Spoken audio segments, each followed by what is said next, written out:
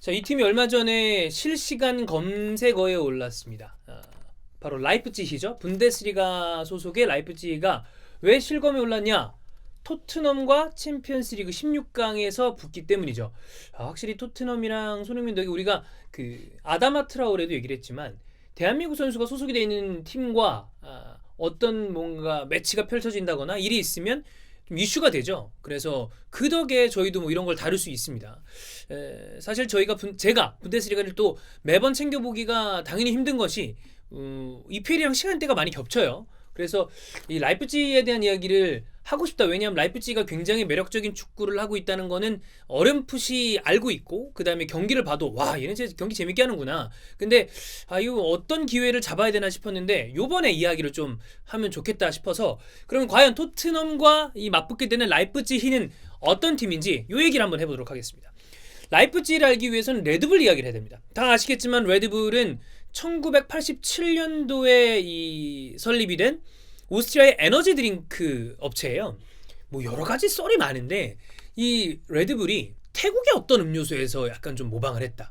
근데 그 태국의 음료수는 그 일본의 어떤 음료수를 좀 모방을 했다. 혹은 뭐 한국에 있는 뭐 바카스를 모방을 했다. 근데 생각해보면 바카스도 동아 오츠카에서 나와서 그것도 뭐 아주 뭐 오리지널 우리나라 제품이라고 보기에는 전 뭐 힘들다고 알고 있는데 뭐 이건 좀 잘 모르겠습니다. 어쨌거나 이 에너지 드링크 레드불의 특징이라고 하면 로고가 황소죠. 그래서 뭐 짤츠부르크의 어떤 그 음메페 황희찬도 좀 잘 어울리는 느낌이 있습니다. 여튼 요런 이 일맥상통하는 황소와 같은 그런 느낌 때문에 스포츠 파트에 굉장히 많이 투자도 하고 스폰서십도 하고 운영을 하고 있습니다. 모터 스포츠 쪽에서도 많이 또 이름을 떨치고 있는데, 다 아시겠지만 이 독일 태생의 F1 레이서 세바스티안 베텔이 지금은 페라리 소속인데 예전에 레드불 소속이었어요. 그때 2010년대를 베텔과 레드불이 주름 잡습니다. 그때 이제 지금은 에스턴 마틴 레드불 레이싱 팀인데 뭐 굉장히 센세이셔널한 활약을 했었죠. 그리고 e스포츠에도 관심이 있고 아이스하키에도 관심이 있는데 메인은 역시 좀 축구 쪽이에요.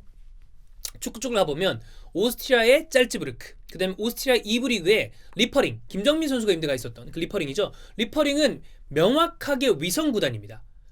그렇기 때문에 이 팀은 승격이 안 돼요. 그래서 사실상 짤츠부르크의 뭐 이 선수를 좀 공급해주는 이 위성 구단이라고 보시면 될 것 같고, 그 다음에 MLS 메이저리그 사커의 뉴욕 레드불스, 그 다음에 브라질 리그의 브라간치노, 그러니까 이쪽도 레드불 산하라고 할 수 있겠습니다. 그리고 오늘 이야기할 독일의 라이프치히, 이렇게 레드불 어떤 큰 축구 사단이 있는 느낌이죠. 레드불은 플랜이 있었어요. 남미, 브라질, 그 다음에 북중미, 뉴욕 레드불스나 뭐 이런데, 그리고 유럽, 오스트리아 이쪽에 유망주를 육성을 해. 그 다음에 라이프치히로 보내는 거죠. 왜? 라이프치히가 소속이 되어 있는 분데스리가는 유럽 최고 리그 중 하나니까. 근데 이런 뭐 과정에서 짤츠부르크는 또 굉장히 불만이 많대요.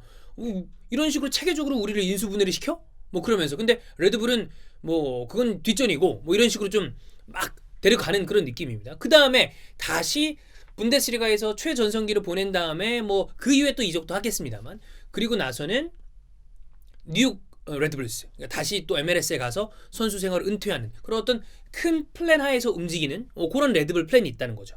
자, 근데 이 라이프치히라는 팀이 원래는 하브리그, 그러니까 오브리그 정도라고 생각하면 되는 이 마르크란 슈테트라는 팀을 인수해서 새로 창단이 된 팀이에요. 그러니까 하브리그에 있는 팀이죠. 자, 그러면 이 레드불 축구 클럽의 어떤 정점에 있는 라이프치히가 분데스리가에서 뭔가 활약을 하기 위해서는 목표는 하나입니다. 승격. 자, 0910 시즌을 시작으로 해서 매 시즌 빡빡빡빡빡 승격을 하다가 한번 뭐 덜컥거려요. 그건 이따 뒤에 얘기를 하겠습니다. 결국에는 15-16 시즌 분데스리가 2부에서 2위로 분데스리가로 승격을 확정시킵니다. 자, 분데스리가 첫 시즌 16-17 시즌에 이제 딱 맞닥뜨린 라이프치히는 지금 소튼 감독으로 좀 고전을 하고 있는 랄프 하센히트를 부임을 시킵니다. 오스트리아 감독이죠. 하센히트를 부임을 시킨 다음에 이 하센히트이 굉장히 뭐 화려한 어떤 우리가 흔히 알고 있는 지금 라이프치히의 축구 같은 그런 느낌을 내면서 바이에른 뮌헨에 이어서 2위를 기록하는 기염을 토하죠. 준우승을 기록하면서 유럽을 강타해요. 여기 뭐야? 뭐 이런 느낌으로 그렇게 성장을 했고 17, 18 시즌에 이 하센휘틀이 사임을 합니다. 그 다음에 18, 19 시즌을 이제 당도를 해야 되는데 이때는 당시에 단장으로 있었던 랄프 랑닉이 지휘봉을 잠깐 잡아요. 랄프 랑닉은 이따 뒤에 자세히 할 겁니다. 랄프 랑닉 체제로 지난 시즌 리가 3위를 한 다음에 시즌을 잘 마무리를 하고 이번 시즌은 이미 선임이 확정돼 있던 나겔스만 체제로 가고 있고요. 현재 분데스리가 10승 4무 2패 1위, 승점 34점, 45득점에 19실점, 득실차 26의 굉장히 훌륭한 밸런스. 녹화일 기준으로 분데스리가 오늘 새벽 경기였죠. 도르트문트랑 무승부하기 직전까지 리가 6연승. 이번 시즌 리가 경기당 2.81골로 유럽 전체로 따져봐도 최고의 화력을 자랑하고 있는 팀이 바로 라이프치히입니다. 지금 라이프치히의 축구를 이야기할 때 빼놓을 수 없는 것이, 그리고 라이프치히의 스타일을 이야기할 때 빼놓을 수 없는 것이 아까 잠깐 얘기했던 바로 랄프 랑닉입니다. 랄프 랑닉은 현재는 뉴욕 레드불스랑 이 브라질 브라간치노의 단장으로 활약을 하고 있는데 본래는 이 라이프치히의 단장이었어요. 25살 때부터 감독을 시작을 한 굉장히 일찌감치 지도자 커리어에 시작이 된 거죠. 슈투트가르트, 하노버, 샬케, 호펜하임 이런 팀들에서 감독 생활을 했어요. 근데 샬케 공사에 2번 부임을 하는데 2기 때 굉장히 좋은 어떤 이 커리어를 보내고 있었음에도 불구하고 건강상의 이유, 그때 뭐 정신적으로 굉장히 힘들었다고 그러고 번아웃 증후군이 되게 세게 왔다고 그러죠. 그러면서 이 극도의 스트레스 때문에 사임을 합니다. 돌연 사임을 해요. 근데 휴식을 하고 있었는데 2012년에 이 레드불 그룹이 랄프 랑닉한테 스포츠 디렉터 제안을 합니다. 우리 이 레드불 그룹을 전체적으로 좀 사이즈, 어떤 그 플랜을 짜달라. 그러면서 짤츠부르크와 라이프치히의 동시에 단장으로 이제 부임이 되는 거죠. 그리고 뭐 저는 뭐 유럽 지리를 모릅니다만 오스트리아랑 독일이랑 안 멀대면서요. 뭐 금방 간대. 뭐 한 500-600km 되나봐. 그럼 뭐 갈만하잖아. 하여튼 그래서 동시에 부임이 돼요. 랄프 랑닉은 디렉터로 쭉 일을 하다가 15-16 시즌에 분데스리가 승격이 되기 직전에는 한번 바로, 그러니까 매해 바로바로 승격이 되다가 한번 승격이 좌절이 돼요. 그러니까 야 이거 안 되겠다. 그래서 직접 자기가 랄프 랑닉이 라이프치히 감독을 잡으면서 그때 바로 분데스리가 2의 2위를 기록을 하면서 승격을 성공시키는 거죠. 그 아마 보신 분들이 있고 아시는 분들도 많이 있겠지만 승격한 그 경기에서 세리머니를 하다가 이 사람이 햄스트링 부상을 당합니다. 넘어지고 막 뛰고 그래가지고 갑자기 뭐 병원에 입원하나 그랬을 거예요. 근데 그때 같이 있었던 그 소속 선수 하나가 쓰러졌는데 이러고 있으니까 엄살피로 앉고 맥주 쏟아붓고 그래. 하여튼 뭐 그렇습니다. 그리고 나서 하센히트를 부임을 시키는 거죠. 다시 단장으로 가요. 그랬다가 나겔스만을 부임시키기 위한 교두보를 위해서 지난 시즌에 다시 감독으로 왔다 또 단장으로 빠지고, 요런 뭐 굉장히 좀 독특한 경력을 지니고 있습니다. 보통 사람은 아닐 것 같죠? 보통 사람이 아닙니다. 이 랄프 랑닉은 3부 리가에 있었던 호펜하임을 분데스리가까지 직행으로 바로 빡빡 승격을 시킨 요걸로 굉장히 유럽에서 엄청 유명해졌죠. 이때 기억하시는 분들 있겠지만 이때 이 유명했던 선수가 수비형 미드필더인 루이스 구스타보, 브라질리언. 그리고 이때 최고의 어떤 포인트였었던 선수들은 바로 쓰리톱입니다. 덴바바, 그리고 이비세비치, 그리고 치네도 오바시. 유럽을 강타했었던 쓰리톱이었어요. 전반기 아마 분데스리가 우승했었나 뭐 그랬던 걸로 기억을 하는데, 덴바바가 그 이후에는 커리어가 뭐 어쨌든 뭐 프리미어리그도 왔었으니까 이때 뭐 굉장했었죠. 그리고 샬케 공사에 2번 부임한다고, 두 번 부임했다고 말씀드렸잖아요. 두 번째 부임했을 때는 구단 최초로 챔피언스리그 4강에 진출했는데 이때는 이제 맨유한테 깨지고요. 그러나 포칼 우승, 그때 듀스브루크를 상대로 5-0인가로 이겼을 겁니다. 이기면서 뭐 대단한 지도력으로 평가를 받았죠. 실제로 랄프 랑닉은 독일 내에서 별명이 교수님, 혁신가 이렇게 불립니다. 클럽의 게겐프레싱의 모태가 이 전방위적 압박 축구, 현대적 압박 축구의 이 모태가 바로 랄프 랑닉이다. 이런 이야기가 전문가들의 평가가 굉장히 대다수를 이루고요.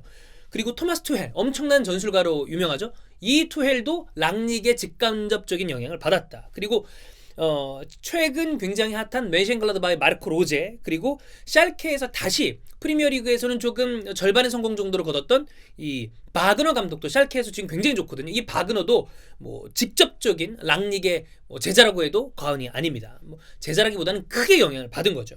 라이프치히 하면 떠오르는 게 바로 많이 아시겠지만 4-2-2-2 이 포메이션의 기틀을 잡은 것도 랑닉이고요.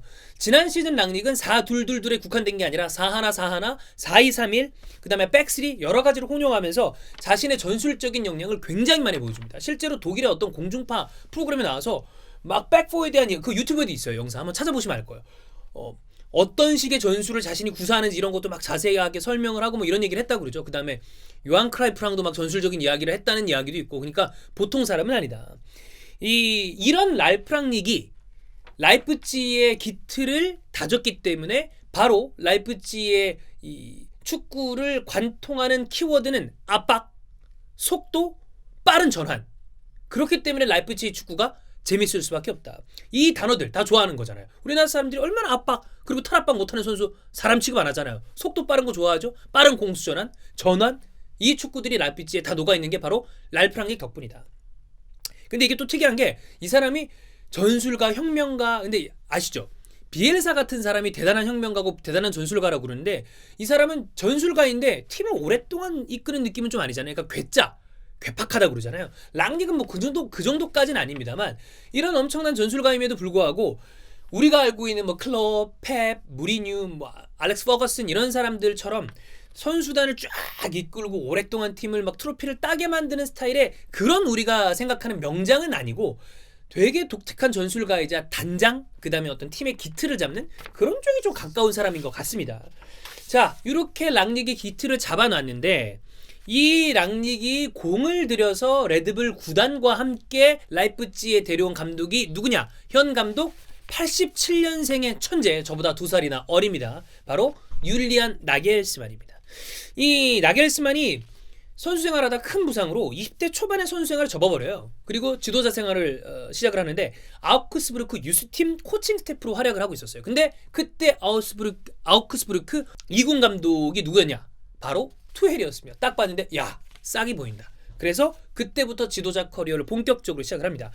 호펜하임 유스 감독으로 결국에는 1860 미넨을 거쳐 오다가 호펜하임 유스 때 재직을 하고 있었는데 그때 A팀 감독이 랄프 랑닉이었어요. 랄프 랑닉도 보고 있었겠죠. 야, 쟤 잘하는 놈이구나.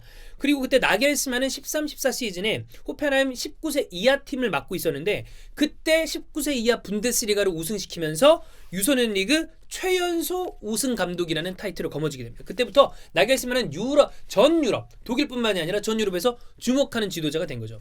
이렇게 승승장구하다가 이제 나겔스만이 랑닉이 눈에 띄었고 뭐 온갖 유럽의 명문 팀들은 모두 다 나겔스만을 노리죠. 그리고 아마 모르긴 몰라도 바이언도 군침을 질질 흘리고 있을 겁니다. 하여튼 그런 상황에서 라이프치히로 이번 시즌 와서 지휘봉을 잡았습니다.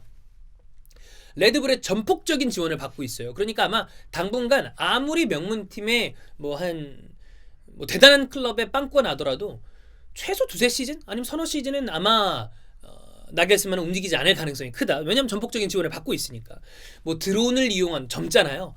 체계적인 선수 분석, 그 다음에 최첨단 기술 도입하고, 그 다음에 경기 보시면 이 감독이 키도 되게 커. 나이 젊으니까 선수들이랑도 느낌이 좀 진짜 우리 윤스랑은 좀 느낌이 다른 형님 리더십, 그런 느낌과 카리스마 있는 모습, 되게 열정적이에요. 그런 모습이 보이면서 보는 맛이 있는 감독이고요. 이번 시즌 챔피언스리그 조별리그 1위 했잖아요. 조별리그 최연소 1위 감독, 그리고 16강에 진출한 최연소 챔피언스리그 감독, 이런 어마어마한 타이틀을 달고 있습니다.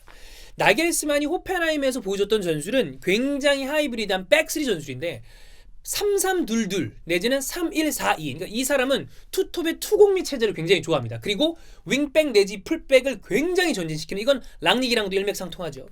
그런 스타일의 전술을 썼었는데 초반에는 그거를 라이프치히에서 쓰다가 최근에는 라이프치히 특유의 4-2-2-2를 다시 쓰면서 굉장히 좋은 모습을 보여주고 있습니다. 이 도르트문트랑 3-3 경기는 경기 자체가 뷰어키가 좀 뭐라고 그래야 될까요? 삽질하고 그러면서 라이프치히가 굉장히 좀 값진 승점 1점을 따냈는데, 왜냐면 거의 질 뻔했었던 경기였으니까. 근데 비도 오고 주심도 좀 그냥 그렇고 그래서 이 경기는 좀 그렇습니다만 전체적으로 이번 시즌 라이프치히, 나겔스만의 라이프치히는 어느 때보다도 주목해 볼 만한 팀이다, 이렇게 볼 수 있겠습니다. 자, 그러면 주축 선수를 한번 체크를 해보겠습니다. 제가 인상 깊게 본 선수들 위주로 이야기를 할 텐데 라이프치히 팬들이 무조건 저보다 뭐 아주 빠삭하게 알고 계실 거고 분데스리가 또 팬들도 우리나라에 많이 계시잖아요. 그분들이 추천하는 선수 댓글에도 남겨주시고 이렇게 하면 좋을 것 같아요. 일단 골키퍼 굴라시. 따가 들어보면 아시겠지만 이 팀은 굉장히 하이라인입니다. 당연히 그럴 수밖에 없죠. 라인을 굉장히 올리다 보니까 골키퍼 입장에서는 뭐 어느 팀이 이 라인을 올리는 대다수의 팀들이 그렇겠지만 커버해야 될 범위가 굉장히 넓어요. 근데 이 넓은 범위를 커버하고 엄청난 세이브 능력을 보여주는 것이 바로 굴라시입니다. 지난 시즌 분데스리가 최고의 골키퍼는 굴라시다. 네, 노이어가 부상도 있었지만 아마 부상이 없었어도 굴라시가 아니었을까 이야기할 정도로 굴라시가 좋은 모습을 보여줬고요. 센터백 쪽으로 가면 이번 시즌 지금 라이프치히가 센터백이 완전 붕괴 상태예요. 부상이 너무 많아요. 그래서 뭐 이 클로스터만이 땜빵으로 센터백을 뭐 메고 그러는데 어쨌든 센터백 하면 지금 다들 아시겠지만 저는 이제 이 선수를 뽑겠습니다. 우파메카노. 왜냐면 아스날이랑 링크가 났었기 때문에 1998년생이고요. 굉장히 탄력적인 운동 능력을 자랑하는 센터백. 그 외에 코나테, 우파메카노가 괴물인 줄 알았는데 더 괴물. 한 살 어려요. 1999년생 193cm가 2m에 거의 육박하는 센터백 코나테. 그리고 사실 이 선수가 또 중요하거든요. 밀리 오르반. 헝가리 태생이 주장이에요. 근데 이 선수가 또 부상으로 빠져있어요. 이 선수는 챔피언스리그 16강대 나올 수 있을지 모르겠어요. 하여튼 이 선수도 굉장히 좋은 선수들이고요. 풀백으로 가겠습니다. 풀백이 왜 중요하냐면 일단 라이프치히 축구, 그 다음에 전술가들이 이끌고 있는 팀들은 보면 풀백이 되게 중요하잖아요.